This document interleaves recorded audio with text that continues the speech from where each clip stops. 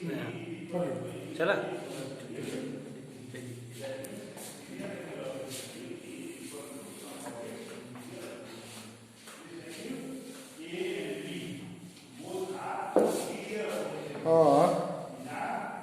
Dear student, जैसा कि हम लोग पढ़े थे wheat stone bridge.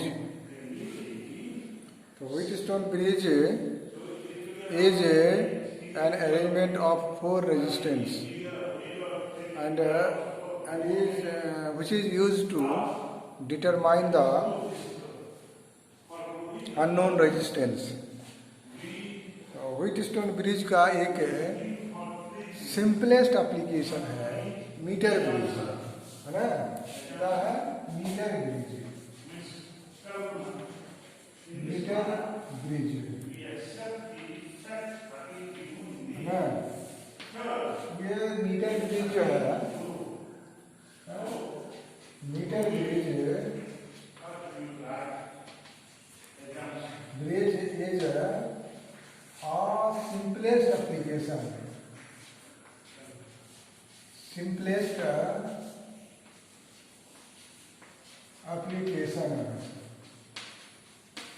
simplest application of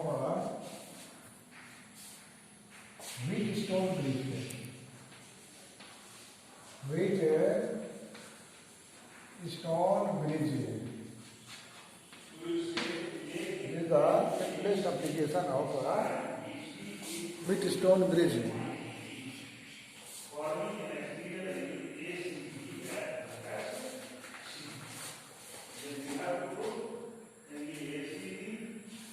And that is used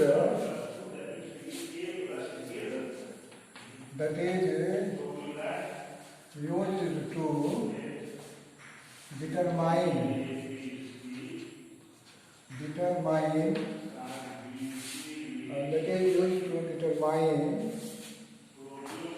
the unknown resistance,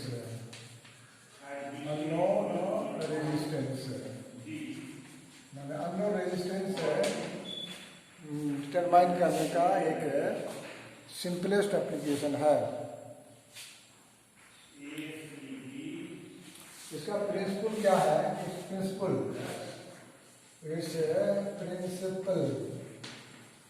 इसका है, it works on the principle of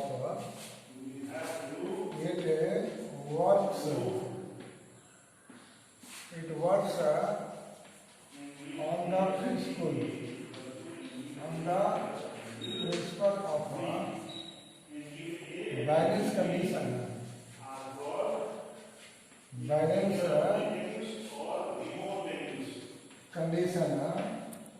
of Wheatstone bridge.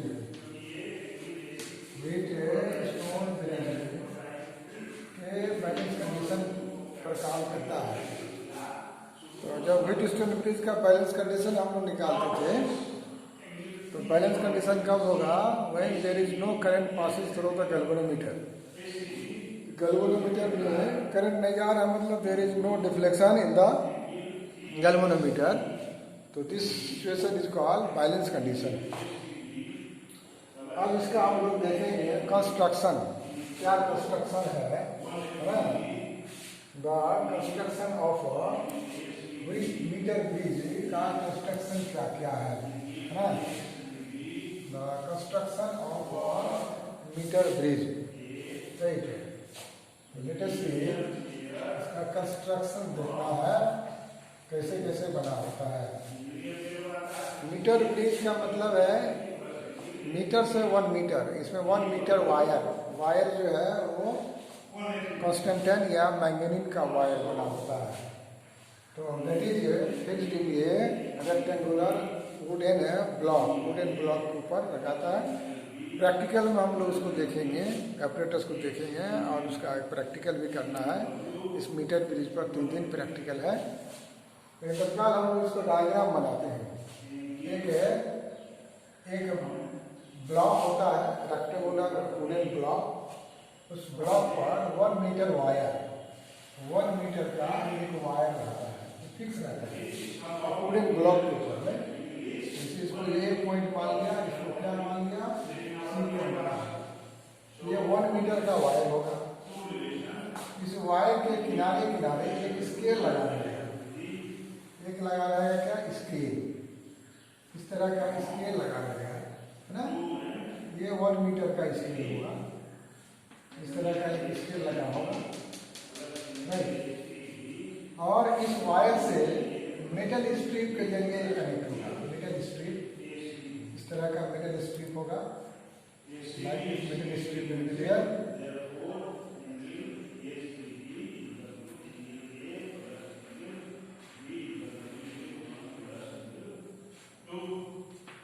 फिर यहाँ से जो है ये कनेक्शन जाएगा इसमें,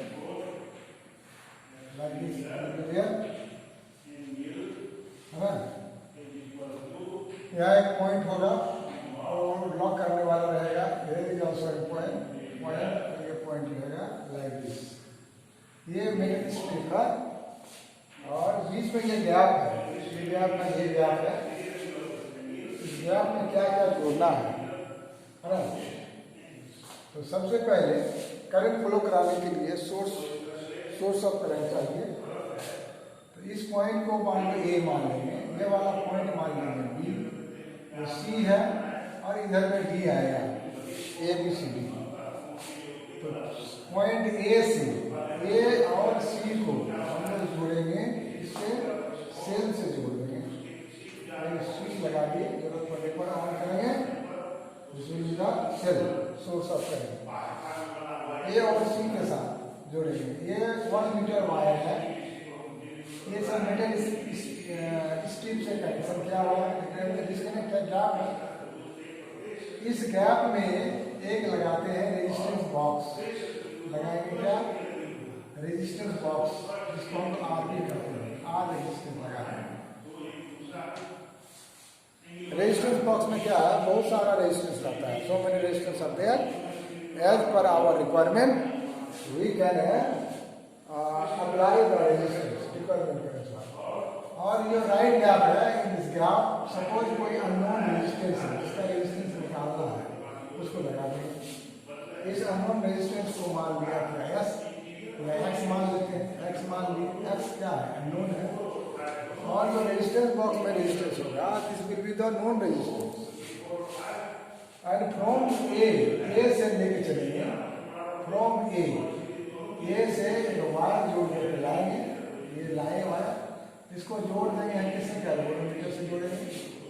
Now this galvanometer is connected with the air-like point. This is called jockey. This jockey can slide over the wire. Wire के ऊपर में ये स्लाइड कर सकता है, आगे पीछे स्लाइड ओवर कर सकता है। ये पॉइंट, ये this point is A D, this point is D, D point पर। ये this is the length of the wire, wire का लेंथ कितना है, 1 मीटर, 1 मीटर मतलब 100 सेंटीमीटर है। तो यहाँ से यहाँ तक लेंथ मान लो क्या, यहाँ ले लेते हैं, इधर वाला लेंथ क्या हो जाएगा, 100 माइनस हो जाएगा। ये 1 metre wire means this is the 100 centimetre, this is the L centimetre, this is the 100 minus L centimetre. Now this is the experimental setup. ये this is very similar to the Wheatstone bridge. Wheatstone bridge में very similar है, इसको हम लोग इधर बना सकते हैं।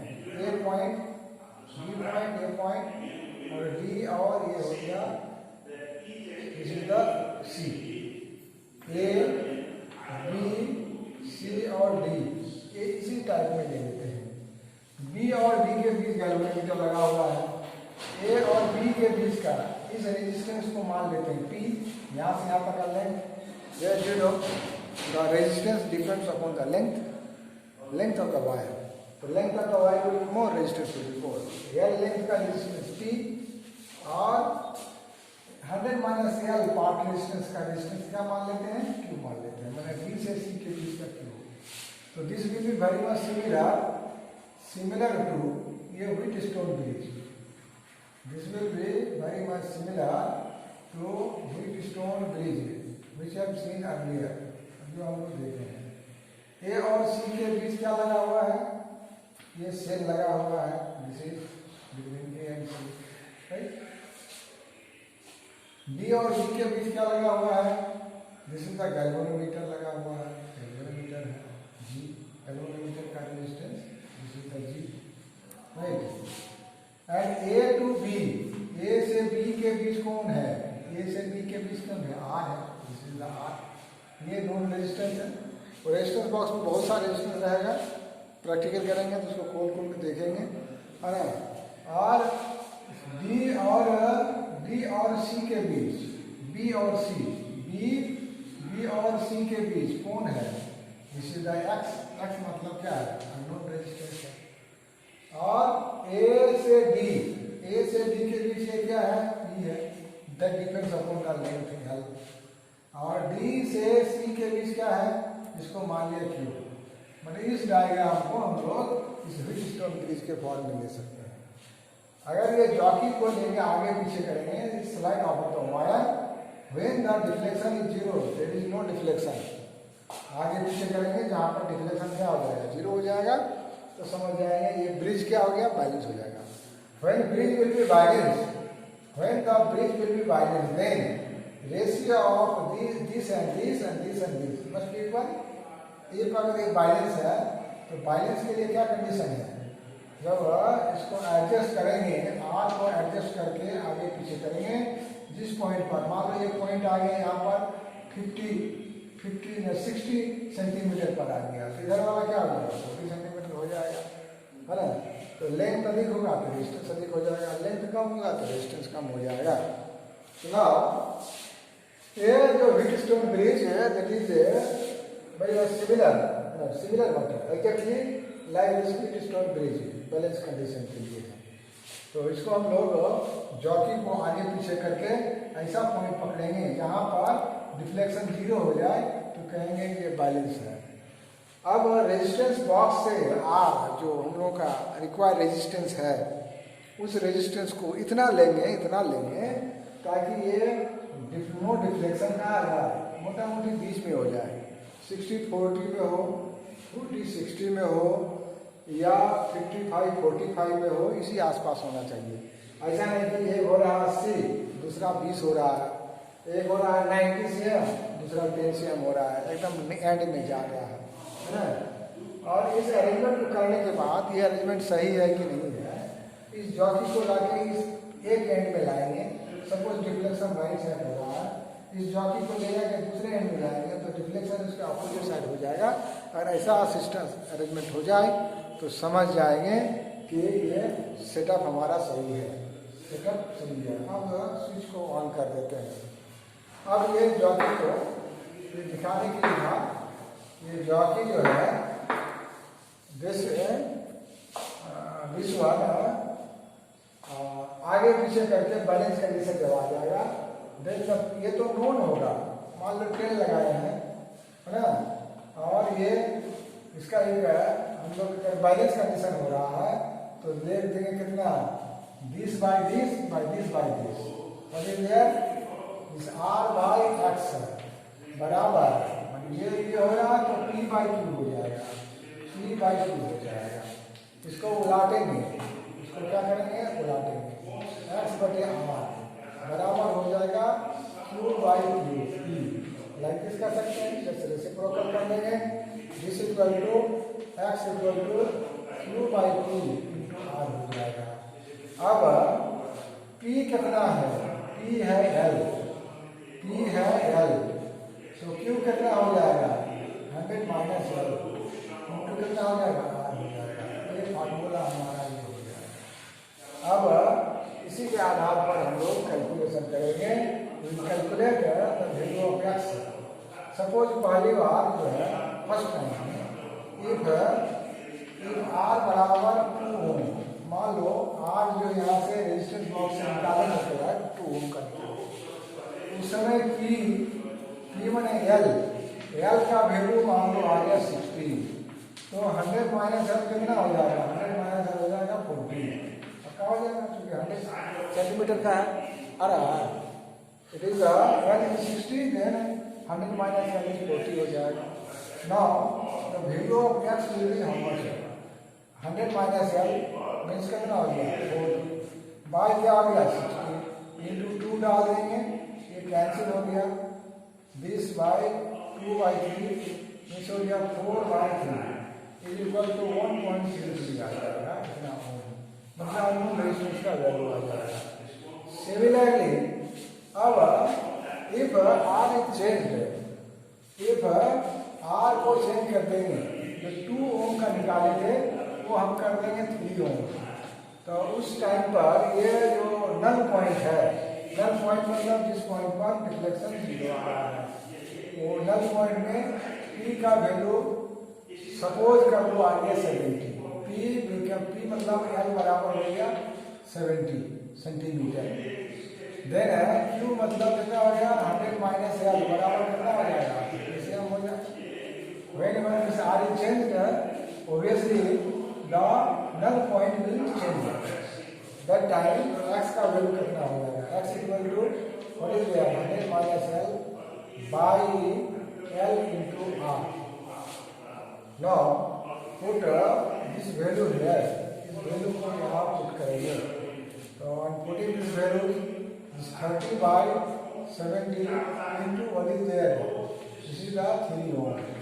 Just cancel it, 3 3 is 9 by 7, right? This is 1 point, बच गया 2 means कितना 20, तो near about 1.3 या 29 के लगभग है ना, this will be 1.3, again will change, at least 3 reading लेंगे, ये वैल्यू मान लो x1 आया, सेम वायर का रेजिस्टेंस मान लो x1 1.33 ओम आ रहा है, लेकिन r का वैल्यू चेंज किया तो x2 1.3 आ गया। अब r का वैल्यू को चेंज करेंगे, you change the value of r, if you change the value of r, what will happen, r if r is equal to 4 ओम रख दिया, 4 ओम रखेंगे तो ये नल पॉइंट मतलब जीरो डिफ्लेक्शन का पॉइंट क्या होगा, आगे पीछे होगा, तो इस केस में x3 निकाल लेंगे, उस समय L का वैल्यू मान लो 3 आ गया, तो 100 माइनस L कितना हो जाएगा, हो जाएगा, जस्ट सॉल्व की x3 बराबर this is the 100 minus L L into R 20 by 80 minus कितना ले लिए 4, कैंसिल करेंगे, ये कैंसिल होकर कितना आ गया 2 बराबर कितना होगा 1 ओम आ गया, है ना। So now what will be the average निकालेंगे, क्योंकि डिफरेंट r के लिए निकालेंगे इसका वैल्यू, तो the average what the average resistance है, इस रेजिस्टर का रेजिस्टेंस निकालना है, तो x1 प्लस x2 प्लस कितना x3 बाई क्या कर देंगे 3 कर देंगे, नाउ 1.33 प्लस 1.3 प्लस 1 करके एवरेज निकाल देंगे, इस तरह ये एवरेज रेजिस्टेंस निकल जाएगा।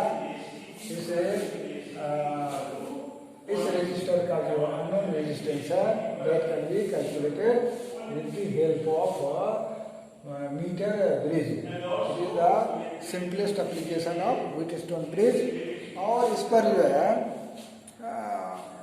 छोटा छोटा न्यूमेरिकल है जो बराबर बोर्ड क्लास में आता है, और कभी कभी ऐसा आ जाता है इसके schematic diagram of the metre bridge का डायग्राम ड्रॉ करना है, उसका प्रिंसिपल लिखना है, कंस्ट्रक्शन बताना है, राइट, और इस पर स्मॉल छोटा छोटा न्यूमेरिकल आ जाता है, और जनरली हर साल आता है, और इसको अगर कर लेंगे तो 3 मार्क्स या 2 मार्क्स बोर्ड के लिए तो कंफर्म हो जाएगा।